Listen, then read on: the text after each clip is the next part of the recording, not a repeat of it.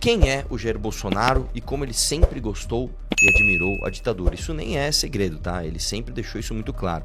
Aliás, eu quando fui conhecer o gabinete dele em Brasília, chego lá, na sala dele tem a foto lá dos presidentes militares. Mas enfim, o Bolsonaro tinha 9 anos de idade quando aconteceu o golpe de 64 aqui no Brasil. E aí, em 1973, quando ele ia completar 18 anos, ele se inscreveu na Escola Preparatória de Cadetes do Exército, em Campinas, e no final desse mesmo ano, ele prestou concurso e foi aprovado na Academia Militar dos Agulhas Negras. Em 1986, o Bolsonaro já deu o ar do que seria a sua carreira, grande parte, né, da sua carreira política, que é de um corporativismo a favor dos militares. Em um artigo publicado na revista Veja, com o título "O salário está baixo", o então capitão Jair Bolsonaro cobrou abertamente o comando militar do país em relação aos soldos pagos aos soldados e oficiais de baixas patentes. Como capitão do Exército Brasileiro, da ativa, sou obrigado pela minha consciência a confessar que a tropa vive uma situação crítica no que se refere a vencimentos. E por causa da publicação, o Bolsonaro ficou 15 dias preso num quartel, ele sofreu essa punição. No ano seguinte, a mesma revista Veja publica uma reportagem revelando supostos planos de Jair Bolsonaro e de um colega militar dele, o Fábio Passos, de explodir bombas nas instalações militares com o objetivo de pressionar o comando por melhores salários. Quando contestado com isso, o Bolsonaro falou o seguinte, aspas dele aqui: "Só explosão de alguma vez poleta tá aqui", né?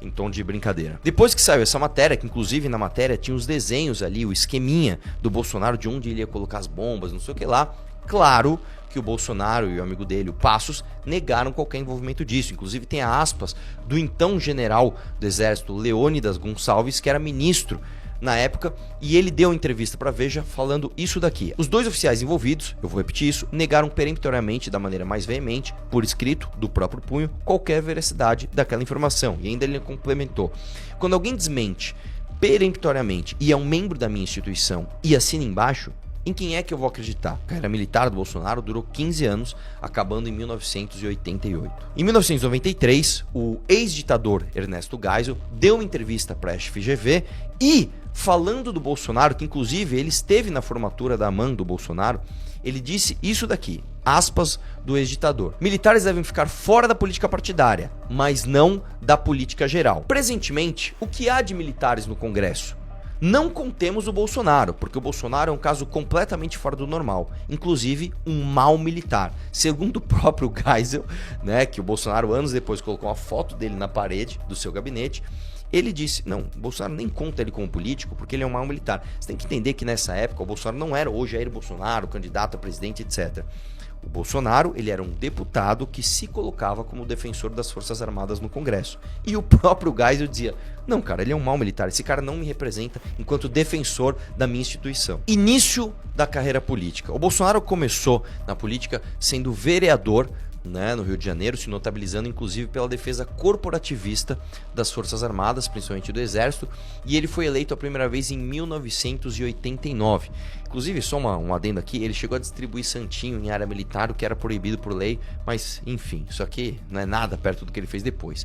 2 anos depois, sob a mesma plataforma eleitoral, defesa corporativista das Forças Armadas, ele virou deputado federal em Brasília e manteve o cargo dele por 7 mandatos. Foram mais de 28 anos como deputado, inclusive votou a esmagadora maioria das vezes, mais de 90% das vezes, com o PT. Em 1996, curiosamente, a sua esposa compra um imóvel em dinheiro. Em 1997, a esposa compra 14 imóveis, mais de 5 milhões de reais naquela época, também em dinheiro. Normal, uma coisa normal na vida de qualquer pessoa. Outro fato curioso aqui: em 1996, a primeira esposa dele, Rogéria Bolsonaro, se elegeu vereadora no Rio de Janeiro. Enquanto ela exercia o seu mandato, ela se separou do Jair Bolsonaro, e quando ela foi disputar a eleição no ano 2000, o que o Jair Bolsonaro fez? Colocou o seu próprio filho para disputar contra a sua mãe.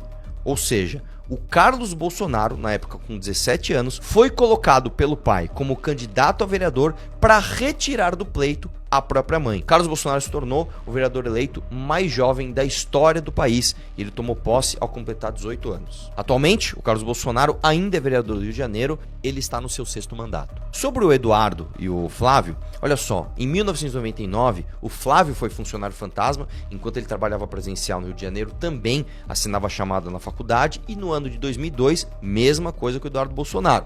Foi contratado pelo Roberto Jefferson, na época com salário de R$ 9.800, e ele tinha também um serviço presencial em Brasília, enquanto ele assinava presença na faculdade no Rio de Janeiro. O flerte com a ditadura. O Bolsonaro nunca escondeu a sua admiração, né, pelo regime militar aqui do Brasil, e em 1999, enquanto ele já era deputado, né, o que ele fez? Ele deu uma entrevista no programa Câmara Aberta, no Band Rio, e ele pregou o fechamento do Congresso e o assassinato do presidente Fernando Henrique Cardoso.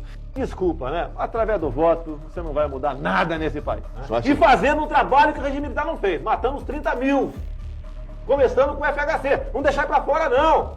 Matando. Se vai morrer alguns inocentes, tudo bem. Tudo quanto é guerra, morre inocente. Eu até fico feliz se morrer, mas desde que vá 30 mil outros junto comigo.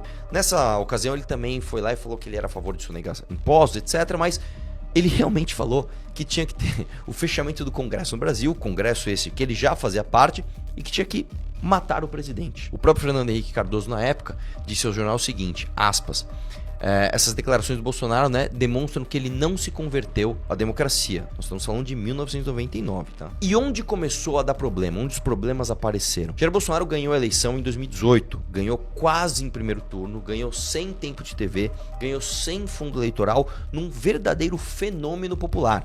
A galera acreditou em peso no Jair Bolsonaro. E logo depois da notícia de que o Bolsonaro ganhou a eleição, que ele ia ser o próximo presidente do Brasil, a Folha publicou uma matéria demonstrando que o Flávio Bolsonaro praticava rachadinha. Sim, o Flávio Bolsonaro é um político corrupto e rachador aqui do Brasil, certo? Até então, as investigações diziam respeito somente ao Flávio Bolsonaro. Dá uma olhada nisso daqui. Um relatório do COAF mostrou o seguinte: o ex-assessor parlamentar e policial militar Fabrício José Carlos de Queiroz movimentou 1,2 milhão de reais entre janeiro de 2016 e janeiro de 2017. E aí, várias coincidências começaram a acontecer. Por exemplo, foi observado que toda vez que os funcionários recebiam o seu salário, curiosamente, eles desciam no caixa eletrônico da própria Alerj e sacavam 60%, 70%, 80%, 90% do seu salário em dinheiro.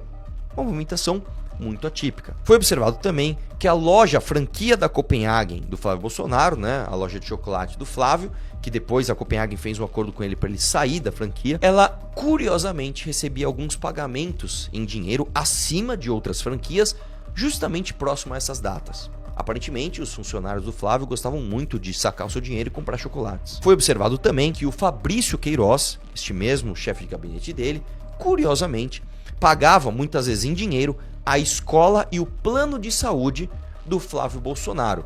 Normal, não? Isso não acontece com você? Você não tem um chefe de gabinete que, de repente, paga as contas das suas filhas? Foi observado também que um policial militar comprou mais de 20 mil reais em panetone em dinheiro na loja do Flávio. Foi observado também que um outro policial pagou alguns boletos do Flávio Bolsonaro e quando perguntado para ele, por que você pagou esses boletos? Ah, não lembro, eu paguei, eu nem lembrava. O valor, se não me engano, acho que era de 16 mil reais. Isso nunca aconteceu com você? Você nunca pagou uma conta de alguns milhares de reais para um amigo seu e esqueceu? A reportagem também afirma o seguinte: o COAF identificou que uma das movimentações, uma das beneficiárias de um cheque do Queiroz, de 24 mil reais, foi a futura primeira-dama Michele Bolsonaro, não é mesmo? Uma coisa também super normal. Só porque você tem um chefe de gabinete que assumiu que fez rachadinha, assim, o Queiroz assumiu que fez rachadinha, tá? Dando um cheque de 24 mil reais para a primeira-dama, é uma coisa super normal, acontece na vida de qualquer político brasileiro. Só um cortezinho rápido aqui. Em 2017, o Jair Bolsonaro e o Flávio Bolsonaro fizeram um vídeo, um do lado do outro ali, né, naquele estilo sou humilde, né? Peguei a câmera aqui, fiz um vídeo super espontâneo na minha casa, com relação ao pai e filho, e eles dizem o seguinte: quem é que precisa de foro privilegiado? Afirmando que só precisava de foro privilegiado quem era político corrupto, quem era vagabundo. Os 503 deputados, os 450 vão ser reeleitos. Porque eles têm que ser reeleitos para continuar com foro privilegiado. O único prejudicado com foro privilegiado no momento sou eu.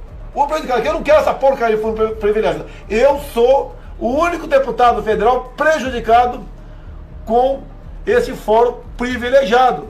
Essa questão, né? Eu sou réu no Supremo. Quem sabe da história, tem muita saco cheio de saber qual é a história. E aí, meus amigos, 4 fatos muito curiosos que vão doer no coração de você que acredita que Jair Bolsonaro está batendo de frente com o sistema. Fato número 1. No dia 30/11 de 2021, o STF anula esses relatórios do COAF que mostravam essas movimentações suspeitas do chefe de gabinete do Flávio Bolsonaro.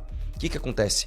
Logo em seguida, fato número 2, em 2024, o Jair Bolsonaro apoiou um senhor chamado Chico Mendes para prefeito de Diamantino, no Mato Grosso. Quem que é o Chico Mendes? Irmão do Gilmar Mendes.